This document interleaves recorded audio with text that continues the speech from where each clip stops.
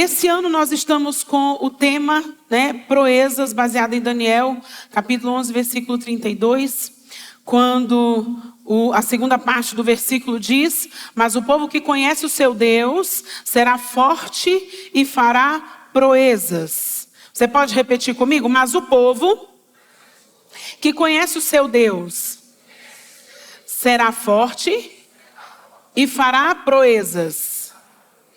Tem uma outra tradução da Bíblia, a Mensagem, nesse mesmo texto que vai dizer: mas os que forem leais a Deus tomarão posição firme a favor dele. E nós estamos em um tempo, irmãos, de muita relativização das coisas, As pessoas pegam até a Bíblia, querem reformular a Bíblia, querem dizer que isso não serve mais para hoje, que isso não deveria estar escrito mais aí. Porém, a palavra de Deus, ela é a verdade absoluta. Nós temos que crer nisso, porque um cristão, Um cristão que não crê que a palavra de Deus, ela é a verdade absoluta, meu amigo, você está precisando voltar o caminho aí, tomar muito cuidado, Porque o que está aqui serve para hoje, servirá para mais 1000 anos à nossa frente, se assim tivermos, tiver gente ainda nessa terra. Mas eu gostei dessa frase quando diz que serão leais, tomarão uma posição de lealdade diante de Deus e serão firmes. Nós precisamos de pessoas convictas de que são filhos de Deus, como deve um filho de Deus se portar. E nós precisamos que se revelem os filhos de Deus. Nós precisamos nesse tempo, irmãos, que se revelem os verdadeiros adoradores, que adoram ao Pai em espírito e em verdade. Porque só nominal tem um monte. Como costuma dizer nosso amigo pastor Elias Dantas, é o crente nominal, não fede nem cheira. E nós precisamos ter um posicionamento. E esse texto vai falar que são pessoas que conhecem o Senhor. E já foi muito bem explicado aqui pelo nosso pastor, as 2 semanas anteriores a essa, O conhecer aqui é uma palavra do hebraico, yadá. E esse conhecimento, ele não é um conhecimento intelectual, não é saber sobre algo, mas esse conhecimento do texto de Daniel, capítulo 11, verso 32, ele está falando de um conhecimento experiencial e íntimo, ou seja, que só pode ser conseguido, conquistado por meio de um relacionamento. Então, se você não sabia disso, está pegando aí só um resuminho hoje, porque foi muito bem falado. E o texto vai dizer que esse povo que conhece o seu Deus faz proezas. E proeza que é uma ação admirável, é algo de uma grande habilidade, mas também é algo que exige um grande ato de coragem. E como eu falei no início, é necessário que se manifestem os filhos de Deus nesse tempo. Nós precisamos, irmãos, que se manifestem os filhos de Deus, os verdadeiros adoradores nesse tempo. Precisam se levantar para manifestar a glória do Senhor. Porque toda semana é um escândalo diferente. Mas existem pessoas que são leais a Deus. Ainda existe um povo nessa terra chamada Brasil que serve a Deus em espírito e em verdade. Ainda existem remanescentes dessa nação. Em nome de Jesus. E eu quero fazer parte desse número. Eu não sei você, e alguns entenderam, aleluia. Eu quero fazer parte desse número. Dos que não vão se curvar diante de Baal, mas vão permanecer firmes. Ainda que a nossa vida seja ameaçada por causa disso. Não dá, irmão, para a gente barganhar. Ou a gente é de Deus, ou a gente não é. Porque quem já me ouviu pregar algumas vezes, sabe da historinha do muro. E o muro já é do diabo. Então nós precisamos entender. Então quando a gente olha para esse tema, eu acho que a gente fica muito apegado na palavra proezas, E a gente se apega, cara, vai ser coisa de outro mundo esse ano. Eu vou enriquecer, eu vou fazer, eu vou acontecer, eu vou conquistar, eu vou para a lua. E eu venho hoje, gente, aí vou fazer igual meu marido. Eu não sou conferencista, eu sou pastora e a palavra hoje é pastoral. E foi muito interessante quando o Senhor me deu essa palavra porque eu falei, Deus, mas e aí, que caminho é esse que eu vou para a proeza do tema? Mas vocês vão entender onde é que a gente vai chegar. E aí, irmãos, eu coloquei o que veio ao meu coração, o que o Senhor trouxe para mim, foi que uma das maiores proezas para o nosso momento, gente, eu estou falando do momento da história, no mundo e na nossa nação, vamos falar da nossa casa, é que a proeza hoje é ser de Deus sem se corromper. É estar com Deus entendendo quem Ele é, entendendo quem eu sou. E o eu sou aqui, eu não estou falando de, eu sou top demais porque eu sou um filho de Deus. Não, é entendendo quão miseráveis somos se nós não tivermos a graça dele sobre a nossa vida. A proeza hoje é ser fiel, trabalhando num lugar de corrupção e não se vender. Proeza hoje é alguém olhar para um crente e dizer, em você eu vejo um crente de verdade.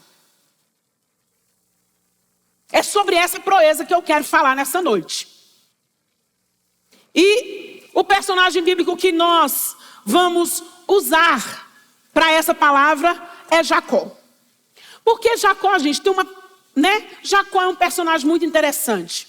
Porque ele é neto de Abraão, ele é filho de Isaac. Só isso. O cara já tem um currículo interessante a partir daí.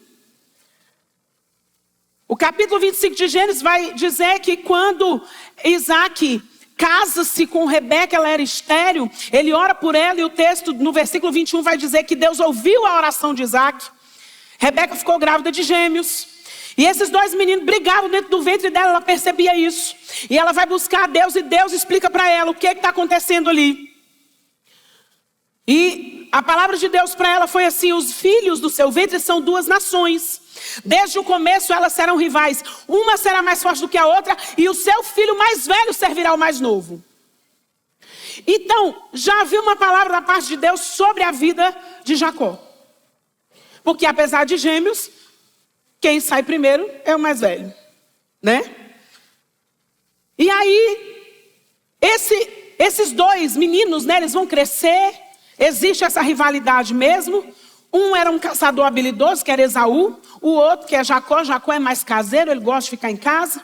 Ele vai se organizando ali. A Bíblia diz que o pai preferia Esaú, porque Esaú era caçador, trazia umas caças boas para ele, fazia uns guisados e servia para o pai. Mamãe preferia Jacó, que era caseiro, ficava ali com ela.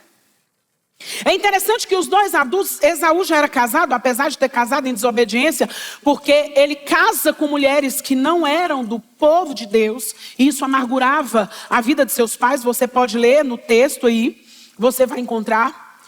E Jacó estava solteiro.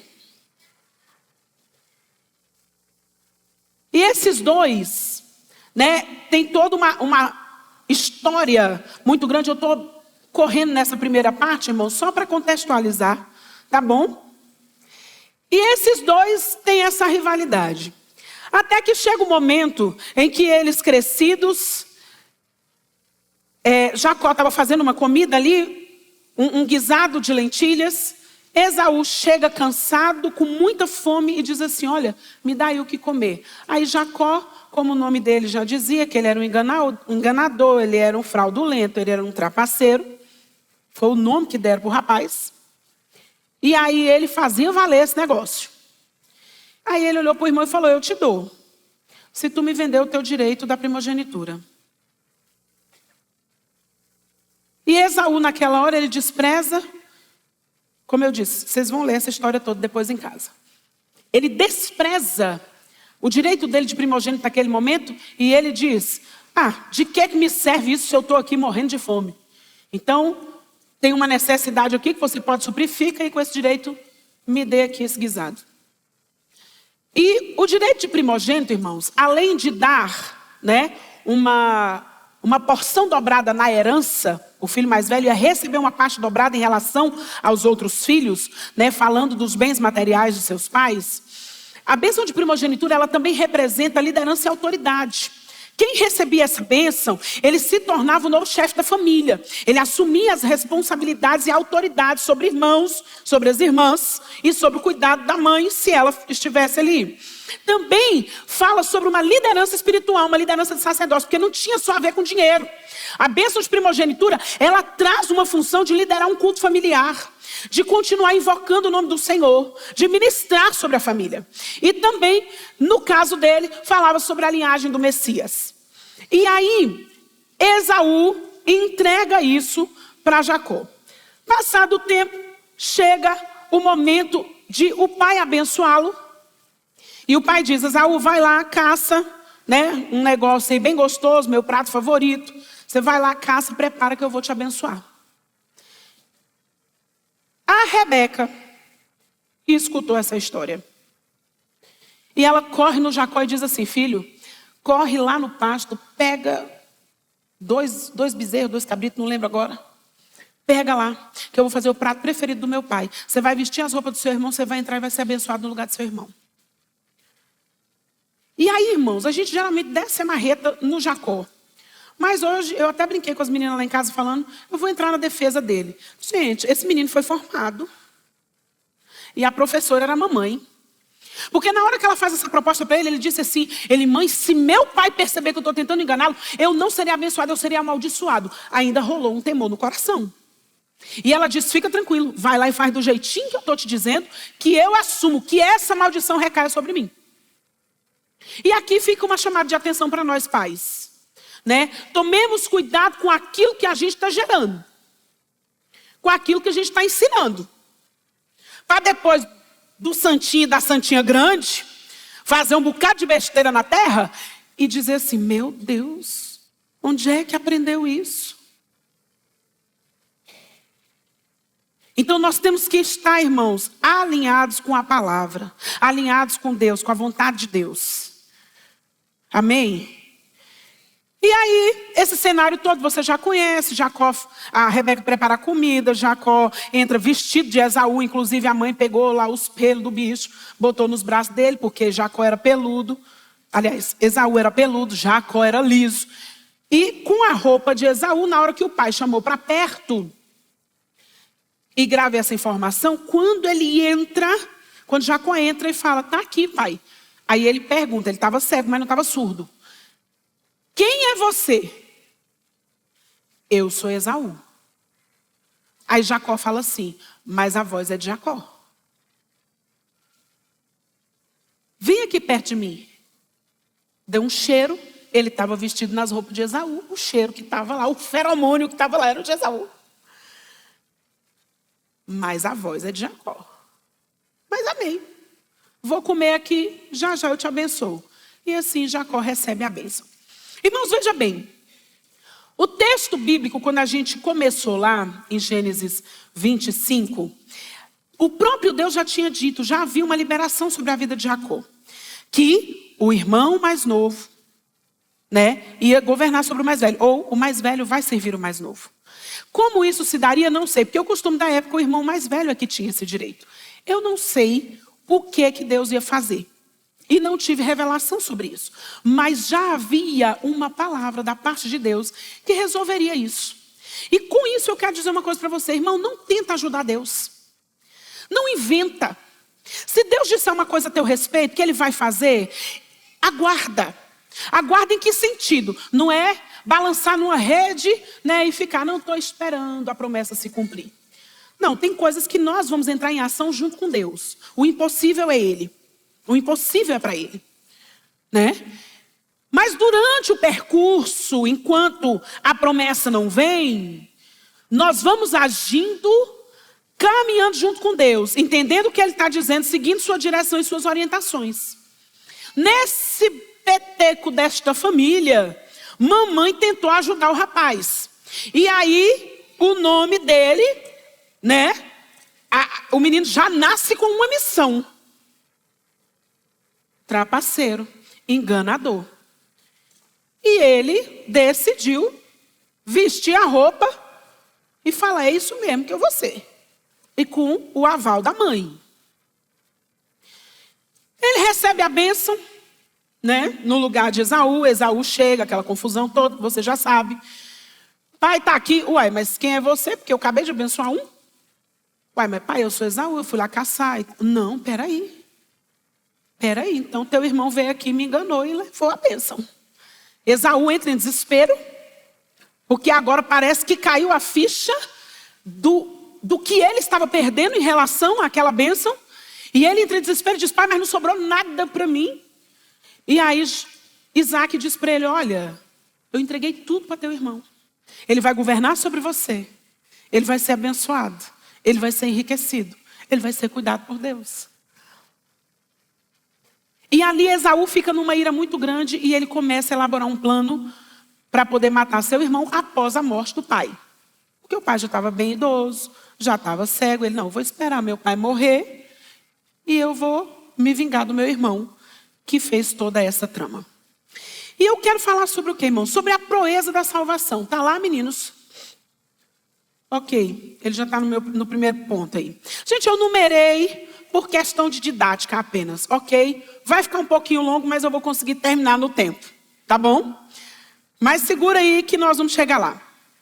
Então, apesar de neto de Abraão, não é pouca coisa. Filho de Isaac, porque o cara tinha por avô o pai da fé. Você entende o que é isso? Ele era neto de crente, filho de crente, mas ele não era crente. Porque ele escutou as histórias, foi contado para ele, gente. Com certeza ele ouviu o pai e a mãe dele conversando como foi que ele foi gerado. Esse milagre que Deus fez. E Deus não deu, foi só um não, Deus deu gêmeos. Mas ele não era crente. E aí quando acontece a ruptura no relacionamento dele com Esaú, que aí Esaú fica, vou matar agora, ele tem que fugir. A mãe escutou a conversa, né? Que casa, né, onde tem muita gente, porque eles eram abastados, então eles tinham criados, com certeza. E com certeza alguém mexericou com o outro ali. Rebeca escutou, virou para Jacó e falou, meu filho, você tem que, vaza, foge, teu irmão está pensando em te matar. Mas é o seguinte, eu vou dar um jeito de falar com seu pai. E aí ela arma de novo, olha Jacó, aliás, olha Isaac, porque Esaú casou com essas mulheres. Eu não quero que aconteça a mesma coisa com Jacó. Manda Jacó ir para a casa do nosso parente. Ela não estava preocupada com quem Jacó ia casar, não, gente. Ela queria livrar a pele dele, da ira de Esaú. Mas ok, Isaac chamou ele, abençoou, vai lá para a casa do teu avô Betuel, teu tio Labão. E lá você casa, porque lá o povo é da mesma família. E ele vai. No meio desse caminho, gente, Deus começa a agir de uma maneira direta para poder converter Jacó. Para poder Jacó entender o que Deus queria fazer na vida dele. Porque muitas vezes a gente tem a promessa, mas a gente não caminha direcionado por Deus para que cheguemos ao cumprimento da promessa. E Deus não tem obrigação de cumprir promessa em quem não for leal a ele. Lembra lá o começo, lá em Daniel, quando eu li no começo? Os que conhecem o seu Deus serão leais e tomarão posição firme. Ele tinha uma promessa, mas ele não tinha ainda o seu coração voltado para Deus, entregue para Deus.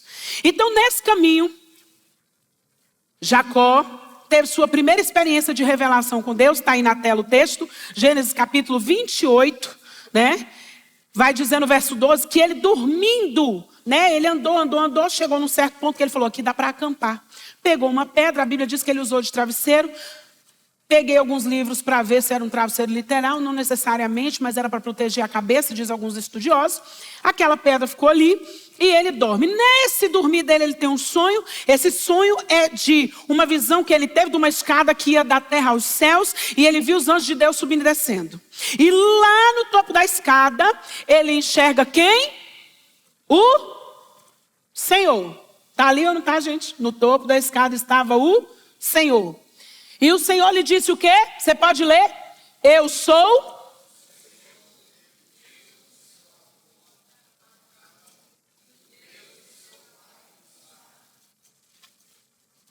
Eu sou o Deus do seu avô e eu sou o Deus do seu pai. Deus não diz, eu sou teu Deus. Porque ainda não era. Jacó estava sendo abençoado, gente, durante o decorrer da sua vida, e você vai ver que, mesmo na casa de Labão, com todos os problemas que ele teve, ele ainda foi abençoado por causa do Deus do seu avô e o Deus do seu pai, mas ainda não era seu Deus. E nós precisamos entender, irmãos, que estarmos numa igreja, frequentarmos de vez em quando, né? Eu conheço, gente, muito filho de crente que é abençoado por causa da oração de uma mãe, da oração de um pai, ou famílias, né? Que a avó ora, é uma pessoa ali que está diante de Deus e tem sido abençoado, mas ainda não tem Deus como seu Senhor. E é por isso que Deus se refere a Abraão e a Isaac. E não continua dizendo para ele, eu também sou teu Deus. Não. E naquele lugar, nessa revelação de Deus, gente, ele acorda assustado. No meu entender, foi a primeira grande experiência dele com Deus. Ele chama o lugar de Betel, está aí no texto, ou Bet-El, casa de Deus. E nesse lugar chamado Betel, ele conhece o Deus de seus pais. Ele ainda não conheceu o Deus da vida dele. Ele conheceu o Deus dos seus pais. Segundo, ele descobre a presença de Deus num lugar inesperado, gente. Ele estava num lugar, de certa forma, ermo, dormindo no relento. E quando ele acorda, ele diz, certamente o Senhor está nesse lugar e eu não havia percebido, ou eu não sabia. E quando ele diz aqui, eu não sabia, ele diz, eu não tinha conhecimento. Ele realmente não tem conhecimento de Deus na vida dele ainda. Mas Deus se revela. E aí, terceiro, ele tem uma reação de assombro ali, porque ele experimenta essa revelação de Deus, e ele foi tomado por um temor, gente, reverencial diante do sagrado. Começa a gerar um temor no coração dele, porque aí o texto vai dizer que ele diz que ele teve medo, está escrito aí, ele teve medo e disse, quão terrível ou quão temível é esse lugar. Não é outro senão a casa de Deus. É a porta dos céus. Só que nós vamos ver que Jacó, ele começa pequenos passos, porque o próprio Deus vem se revelar para ele, mas ele não vai dar uma continuidade. Irmãos, vida cristã é vida de perseverança, de constância, de continuidade.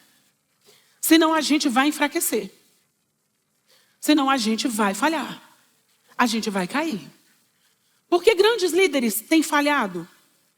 Porque alguma coisa, irmãos, está conflitando com a revelação de Deus, com a presença de Deus. Deus está conosco em todo o tempo. Quando Deus aparece para Jacó nesse momento aí da vida dele, Deus estava mostrando para ele, apesar de tudo, eu estou aqui com você.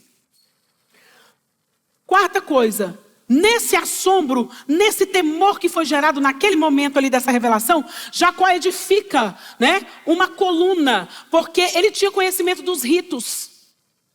Então ele faz um rito, que é pegar a pedra, ele coloca a pedra, né, em pé, numa outra posição, como uma coluna memorial, e a Bíblia diz isso, e ele derrama azeite sobre ela.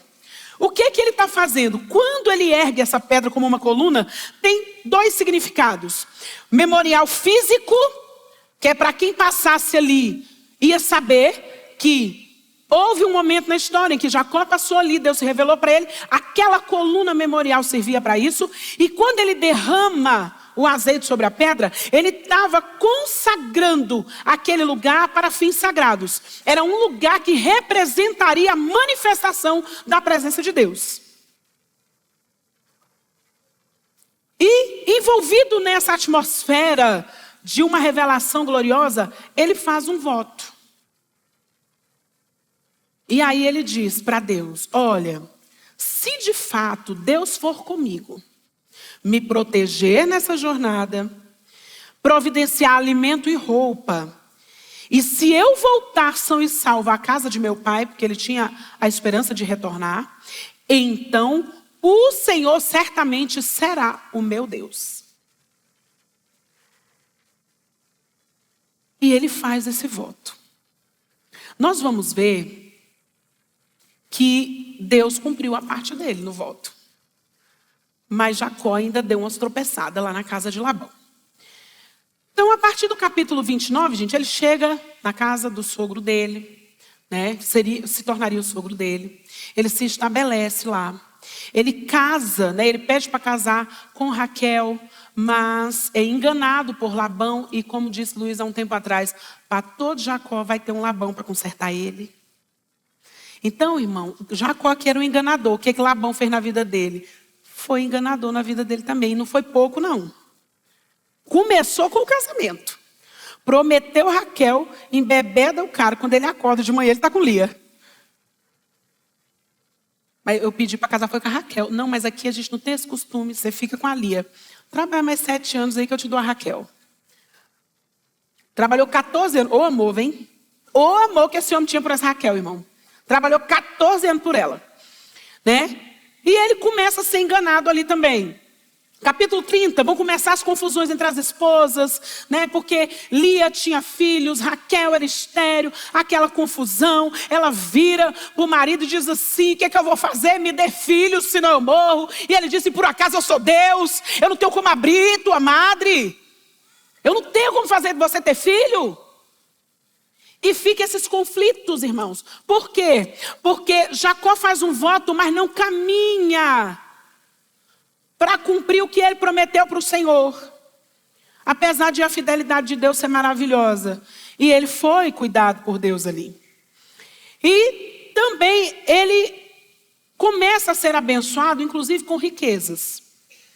Mas veja bem, ele continua com suas trapaças. O texto de Gênesis capítulo 30, versículo 41 até o 43, eu acho que eu não coloquei aí, mas diz o seguinte, que ele trabalhou o tempo que ele precisou trabalhar, foi lá conversar com o sogro dele de novo. Olha, é o seguinte, nós precisamos alinhar aí nossas expectativas. Eu estou trabalhando aqui há muito tempo, você está enriquecendo e eu nada. Aí Labão fez lá os combinados com ele. E aí toda vez que os bichos saíam listrados ou malhados, que era o combinado, ia ser de Jacó, aí Labão vinha, desfazia o contrato, refazia outro. E ele estava sendo enganado, mas ele também estava enganando, gente. Por quê? Olha só o que diz esse texto de Gênesis 30, 41.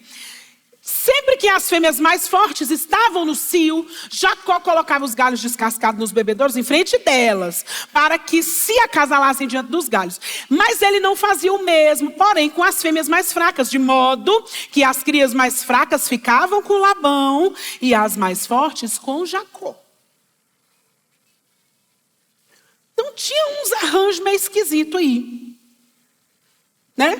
É o que aqui na nossa terra a gente chama do jeitinho brasileiro. Tome cuidado com ele. Viu, irmão? Tome cuidado. E apesar do voto, ele continuava, gente. Meio lá, meio cá. O que a gente chama, eu pelo menos eu chamo, é o crente capenga. Hoje ele está firmão. Amanhã o diabo não é tão ruim assim. Hoje ele está derrubando gigante igual Davi. Amanhã, meu Deus, se passar um gato preto na frente, pronto, lascou minha vida toda. Vou ter azar por 7 anos. Gente, repito, ou nós somos de Deus ou a gente não é. A turma de cima do muro, vou repetir o que eu falei no começo, o muro é do diabo. Nós precisamos entender para onde Deus está nos chamando e seguir naquilo que o Senhor está mostrando para as nossas vidas. Então Jacó, ele não teve, gente, esse conhecimento profundo de Deus para ter uma mudança na sua mente, para ter uma transformação profunda no seu coração, com arrependimento, para realmente mudar de vida. E aí Deus vem, sexta coisa, e fala com Jacó mais uma vez. Só que Jacó ainda não havia se arrependido ao Senhor. E o texto diz, capítulo 31 agora, verso 3. Você pode ler? Está ali. Então o Senhor...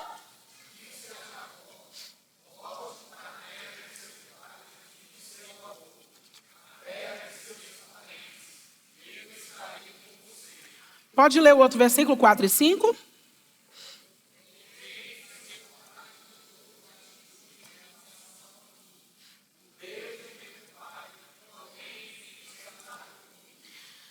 Algo interessante aqui. Deus fala com ele. O que aconteceu no capítulo 31? Se você ler o comecinho, verso 1 e 2. Jacó percebeu uma conversa entre os cunhados dele, falando assim, ó, Jacó, vou falar do meu jeito, tá, gente? Contextualizado. Jacó está passando a perna no nosso pai, o cara está enriquecendo às custas do nosso pai. Nós vamos ficar sem nada. Ele escutou aquilo e ele percebeu que Labão mudou de atitude com ele. Aí ele chama as esposas, conversa com elas, né? E explica isso aí, que ele percebeu essa mudança. Mas veja bem, Deus falou com ele, você pode voltar para a terra do seu pai e do seu avô. A terra dos seus parentes, eu estarei com você. Por que Deus está mandando Jacó voltar, gente? Porque Jacó saiu de lá fugido. Deixou uma pendência do tamanho do mundo. E uma pessoa, para fazer proezas em Deus, para chegar num conhecimento de Deus, ela tem que passar por um processo de transformação e novo nascimento. E Jacó ainda estava daquele jeito. Pé na igreja, pé no mundo. E Deus fala para ele, apesar de ele não ter orado, mas Deus responde para ele, ó, volta para lá. Ele chama as esposas, faz o combinado, só que ele sai de novo como, gente? Fugindo. Ele espera um momento que Labão e a turma vai levar os rebanhos deles para um outro lugar. E ó, arruma tudo, mulherada, pega os meninos, pega os rebanhos, vamos embora, gente. E ele foge mais uma vez. Só que Labão tomou conhecimento disso e vem atrás dele. Como ele tinha, né, rebanhos, as esposas, né, o filho mais velho deveria ter ali em torno de 19 para 20 anos, que era Rúben. Né, devia ter mais ou menos essa idade, porque quando ele sai de Padã Arã agora, já tinha 20 anos que ele estava lá. Casou, 9 meses de gestação, o cabra tinha ali entre 19 e 20. Então, para o nosso momento, ainda um adolescente. E os outros eram tudo menor, as escadinhas lá. Então, o caminhar deles era um pouco mais lento. Labão alcança. Questiona, por que você fugiu? Que confusão é essa? Ainda levou meus ídolos. Só que não foi ele, os ídolos quem pegou foi Raquel. E escondeu. E ali os dois, porque Labão veio atrás dele, só que Labão veio com má intenção. Mas Deus fez a intervenção. No versículo 29 do capítulo 31 de Gênesis, Labão diz assim para Jacó: eu poderia destruí-lo, mas o Deus do seu pai me apareceu ontem à noite e me advertiu: deixe Jacó em paz. Quando Jacó vai falar com as duas esposas para poder ir embora, voltar para a casa do pai dele, ele diz de novo: apesar de tudo isso, o Deus do meu pai tem estado comigo.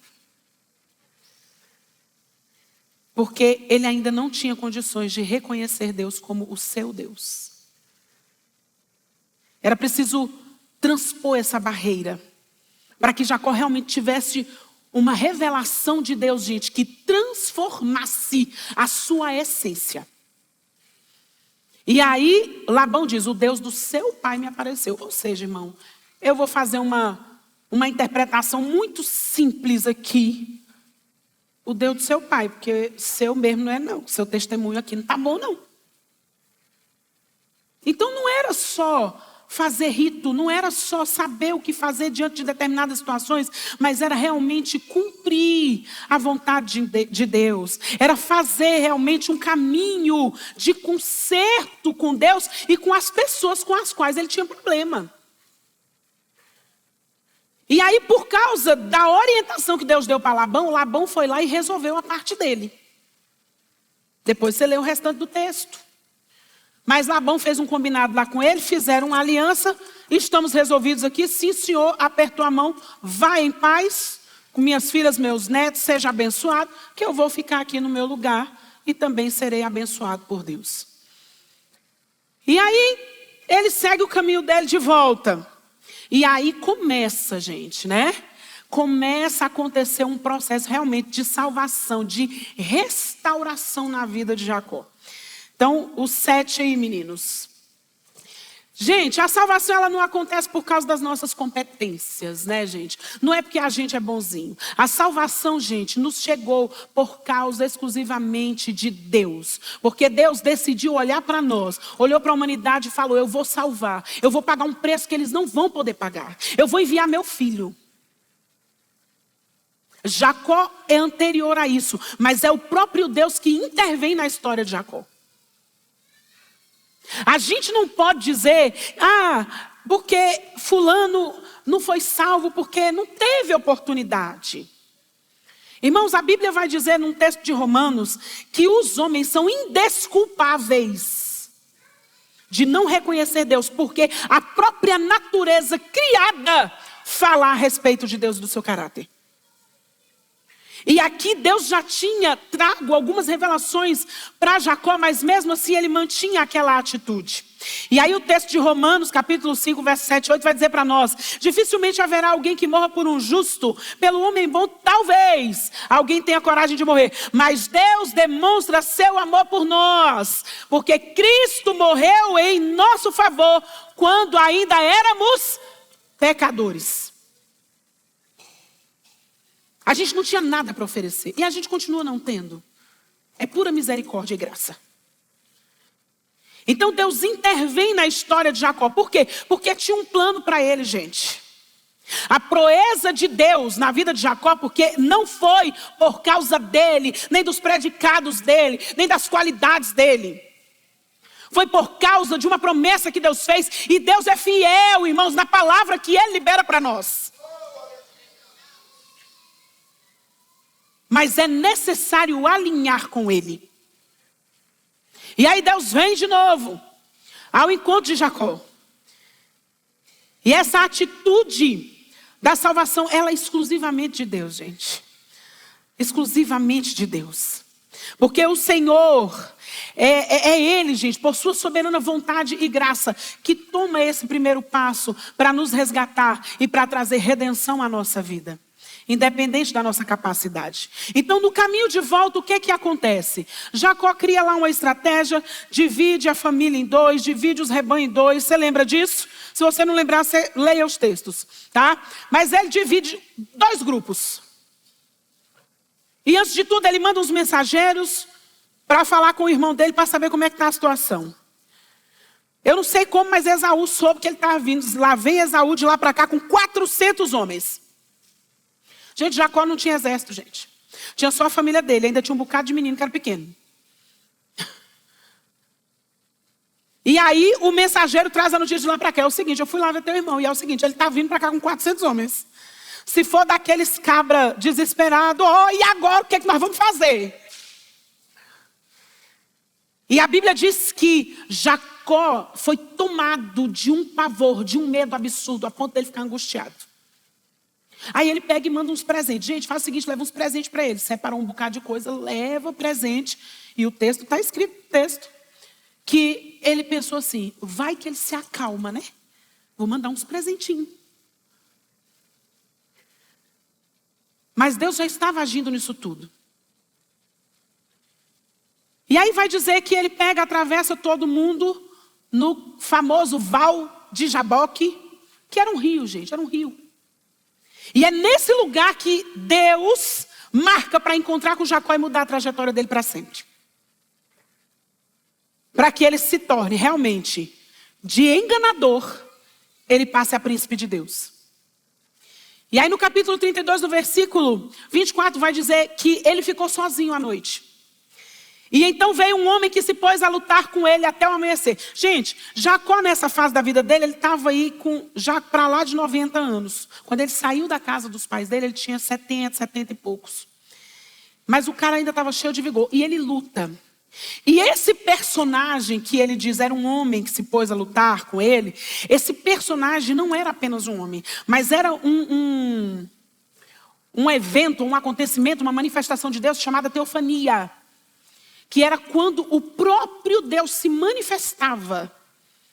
E Jacó passou a noite ali agarrado nesse homem, luta de lá e luta de cá. E é interessante, gente, que Deus veio ter com ele, mas ele está resistindo. Ele está resistindo. Ao mesmo, nesse momento dessa resistência, Deus permaneceu ali. Deus não desiste dele. Mesmo naquela resistência. Deus permanece ali. O versículo 25 diz que quando o homem viu que não poderia dominá-lo, não poderia vencê-lo, que ele estava disposto a continuar naquela luta ali, sabe Deus até que hora? A Bíblia diz que ele toca, aquele homem ou aquele anjo, toca na articulação da coxa de Jacó de uma forma que desloca a coxa dele enquanto eles lutavam. Aí depois de ferido, aí Jacó se rende e clama por misericórdia. No texto de Gênesis, capítulo 32, verso 26, então o homem disse: deixe-me ir embora, o dia já desponta. Mas Jacó lhe respondeu: eu não te deixarei ir, a não ser que me abençoes. E aí tem um texto em Oséias, no capítulo 12, versículo 4, que vai dizer assim: ele lutou com o anjo e saiu vencedor. Chorou e implorou o seu favor. E em Betel encontrou a Deus e ali conversou com ele. Esse encontro de Jacó, nesse momento em que ele luta com esse anjo, em que ele chora, ele implora mercê, misericórdia. Ele implora a Deus misericórdia. Depois de ferido na sua coxa, ele começa a entender o seu estado. Talvez o medo do irmão vir e matá-lo com toda a sua família gerou um certo quebrantamento no coração de Jacó. Irmãos, o que eu quero dizer sobre isso? Tem momentos que nós estamos, mesmo crentes, nós estamos resistindo a Deus. É gente que Deus está dizendo: minha obra contigo é esta. E a pessoa diz: mas eu quero aquela. Está resistindo, está conflitando com Deus. Irmãos, e a gente nunca vai vencer a Deus. Nem que Ele tenha que nos ferir, mas Ele não vai nos perder. E aí aquela historinha que no nosso evangeliquez bem dizido, a gente fala: se não vem pelo amor, vem pela dor. Quem veio pela dor aqui nessa noite? Dá uma levantadinha na mão aí, só para eu conhecer. Ah, tem poucos, gente. Poucos. Glória a Deus. Poucos. Mas quem veio pela dor sabe do que eu estou dizendo. A gente resiste a Deus. E às vezes a gente já está congregando, a gente se converteu, a gente batizou nas águas, a gente participa da ceia. Mas a gente está resistindo ao Senhor naquilo que Ele tem colocado na igreja. Jacó decidiu resistir, irmãos, mas não deu bom para ele não. Foi ferido na coxa, saiu de lá mancando e mancou até morrer. Mas o homem se quebranta agora.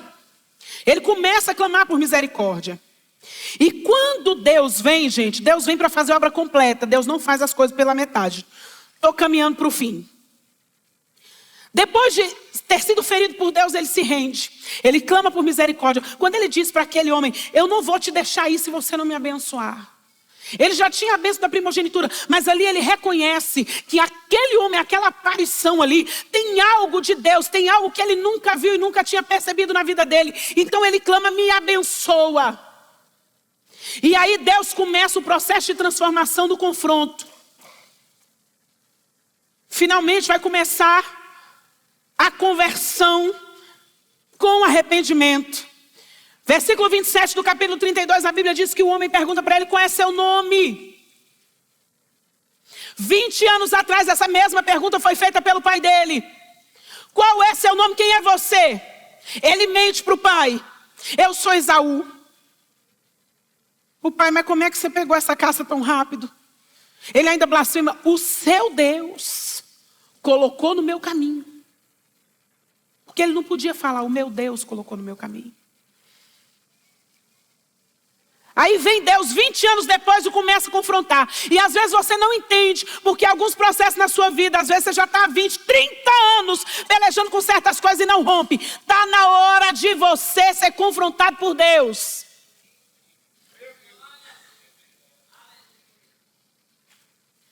Porque, irmãos, se a gente não resolve as pendências, não vai romper. E o homem pergunta para ele: qual é teu nome? E agora ele não tem para onde correr. Ele vai mentir para Deus? Aí ele diz: Jacó. Eu sou enganador, eu sou mentiroso, eu sou trapaceiro. eu usurpei meu irmão. E agora ele está vindo aí para me matar. Mas quando ele é confrontado, aí o homem vem com a palavra, gente, que é só Deus que pode fazer. Porque ele ouve arrependimento. Aí Deus dá a seguinte resposta para ele: seu nome não será mais Jacó, mas sim Israel. Porque você lutou com Deus e com os homens e venceu. Israel é príncipe de Deus. Irmãos, 20 anos esse homem levou ainda. Deus falando, Deus se mostrando, Deus revelando. Gente, Jacó foi abençoado. Jacó casou. Demorou, mas casou com a mulher que ele queria. Jacó teve filhos. A maioria homens. Só tinha uma mulher que era Diná. E naquele tempo, quanto mais homens tivesse, né, na descendência, era de um nível de importância absurdo. Jacó foi abençoado com riquezas nessa terra. Mas Jacó não tinha Deus como Deus da sua salvação.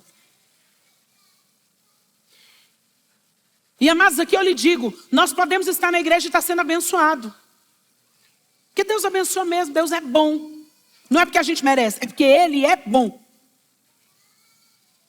E às vezes a gente acha porque está ganhando muito, ou está, né, rompendo em algumas áreas da vida, seja profissional, acadêmica, né, seja financeira, seja conjugal, familiar. A gente acha que essa bênção está nos dando aí a plenitude de tudo que Deus tem para nos dar. Mas nós precisamos ter certeza de salvação, gente. E isso Jacó não tinha. Mas nesse encontro, no vale de Jaboque, ou no rio Jaboque, Deus se revela de uma maneira diferente. Jacó acolhe seu coração. O seu nome é transformado. E eu digo sem medo de errar, naquele encontro, naquele quebrantamento de Deus que o Senhor fez com ele, a essência de Jacó foi mudada. E nós precisamos caminhar para perto de Deus para sermos transformados pela bondade do Senhor. Em Betel ele conhece o Deus de seus pais. Em Peniel, que é esse lugar, agora, onde ele está. Capítulo 32, versículo 30 vai dizer assim: Jacó chamou aquele lugar de Peniel, pois disse: eu vi Deus face a face, e no entanto a minha vida foi salva.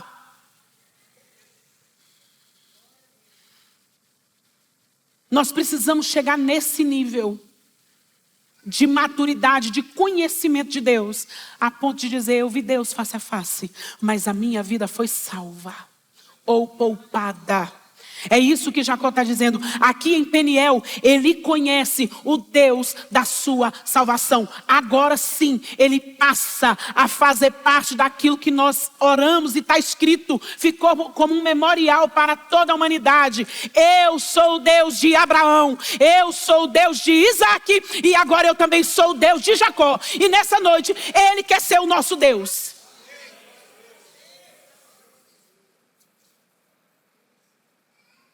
O que é, irmãos, que nós ainda estamos resistindo a Deus para entregar?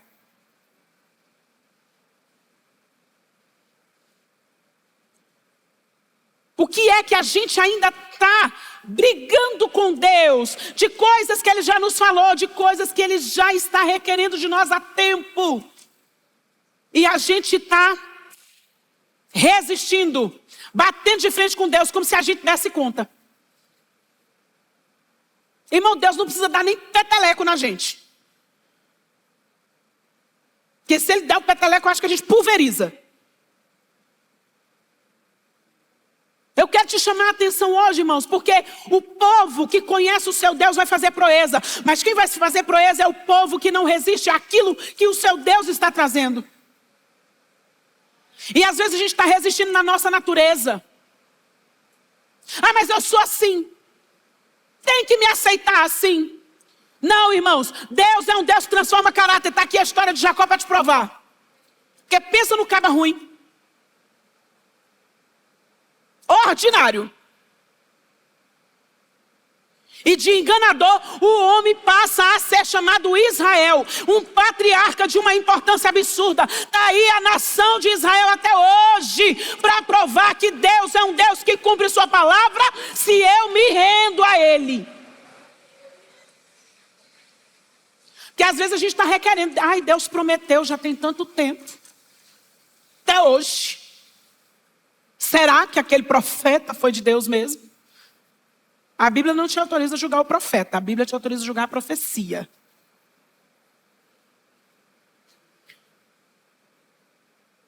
Porque, irmãos, eu posso dizer para vocês, tem muita promessa de Deus ainda para se cumprir, mas muita coisa já cumpriu.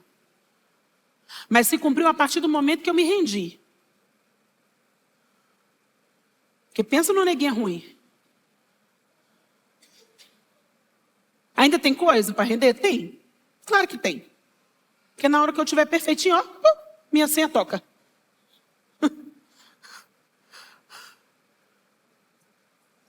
Agora nós estamos vivendo um tempo, gente, de igrejas onde o povo está se degladiando. Paulo fala sobre isso em uma de suas cartas. Que o povo parecia que queria se rasgar uns aos outros dentro das igrejas. Isso é resistir a Deus, irmãos. Porque o Evangelho nos diz que nós temos que, se possível, manter a paz com todos. Às vezes você fala, mas fulano é difícil demais. É, irmão, nós vamos ter que conviver. A igreja é a arca de Noé, tem de tudo.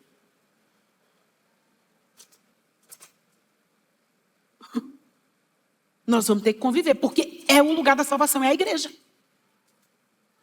Pergunta se quem entrou na arca tinha coragem de pular fora dela na hora do dilúvio. Conviveu com tudo que era bicho que tinha ali dentro. Teve que dar conta. Porque ele vem buscar a igreja. Não adianta a gente querer viver Cristo em casa. Não adianta a gente querer... Mas aquele ali... Não sei como é que está sendo abençoado desse tanto. Mas não é você que governa. Quem está sentado no trono, graças a Deus, é El Shaddai.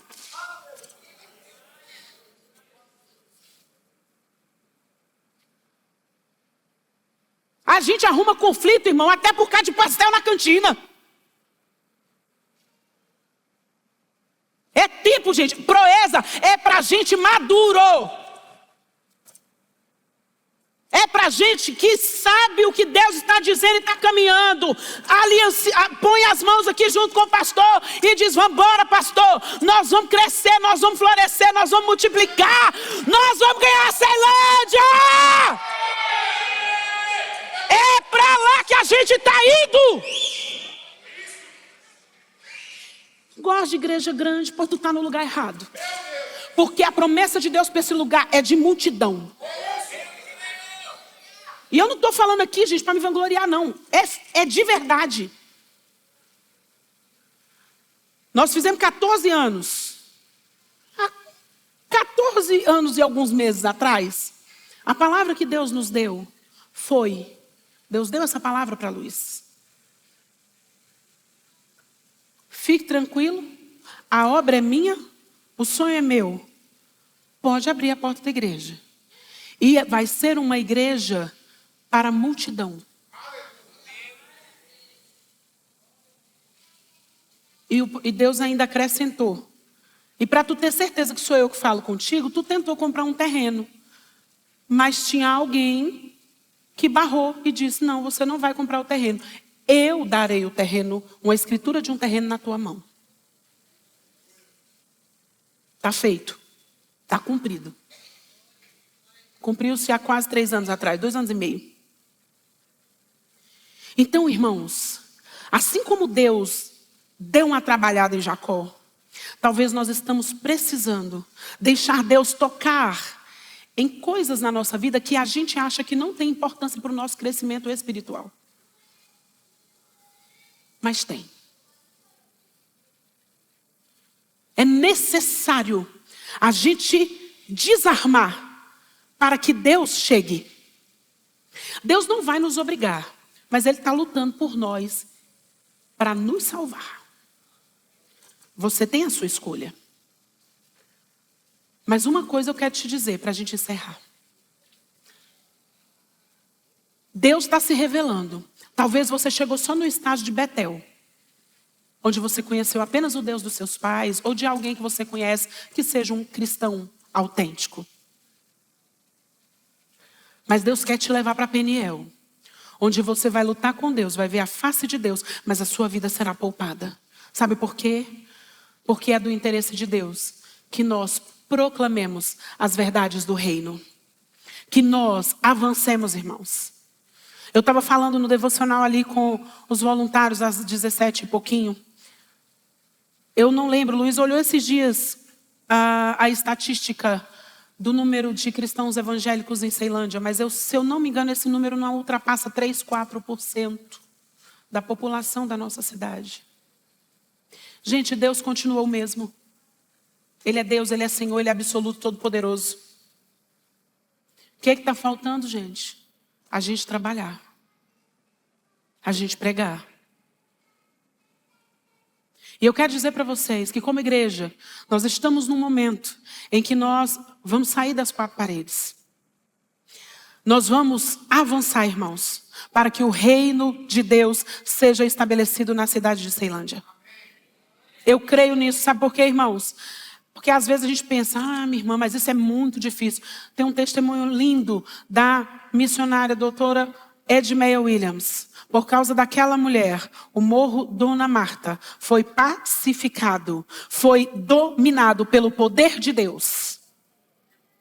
Por causa daquela mulher, ela começou. E claro, outras pessoas, né? Deus traz outras pessoas para levantar as mãos de Moisés ali, para ele continuar clamando, para ele ter força. Deus trouxe gente para ajudá-la, mas começou com aquela mulher. Irmão, eu vou te falar um negócio. Se por causa de uma mulher serva de Deus, autêntica, cheia do Espírito Santo, um morro no Rio de Janeiro é pacificado e muda a história daquelas pessoas, irmão, Ceilândia é pinto. Perto do que acontece no Rio, em determinados lugares lá. Gente, nós só precisamos nos mover. Irmã, mas eu não quero saber desse negócio de pregar, não. Então rasga a Bíblia e vai embora, meu irmão. Porque a Bíblia diz que nós temos que fazer discípulos em todas as nações. Desculpa aí, a pancada hoje está grande, mas... Primeiro bateu em mim. Fazer discípulos de todas as nações. Nós temos que pregar o evangelho a toda a criatura. Se você não tem interesse, não acha que isso é importante, meu irmão, realmente você não entendeu Deus, você não entendeu a Bíblia e você não entendeu o plano de salvação. Está precisando começar tudo de novo do zero. Gente, Deus pega um homem como Jacó. E uma das coisas que eu acho lindo na Bíblia, gente, nos registros, naquilo que Deus deixa, é porque Ele deixa registrado mesmo o pior de cada um. Para a gente entender que não é impossível. Jacó foi transformado. Moisés foi transformado. Davi foi transformado. Raabe foi transformada. Está na genealogia de Jesus. E o Senhor fez questão de deixar escrito para a gente saber disso. Então, meu irmão, não vem com essa que não tem jeito para a sua história. Tem. Agora, você precisa se render. Você precisa soltar as amarras. Você precisa desfazer os pactos com a obscuridade. Ninguém precisa saber da minha vida. Ninguém precisa saber o que nós estamos passando aqui. Irmão, isso não é ser uma comunidade de fé. Nós estamos aqui para cuidar uns dos outros. E Cristo cuidando de todos nós. Eu quero orar com você.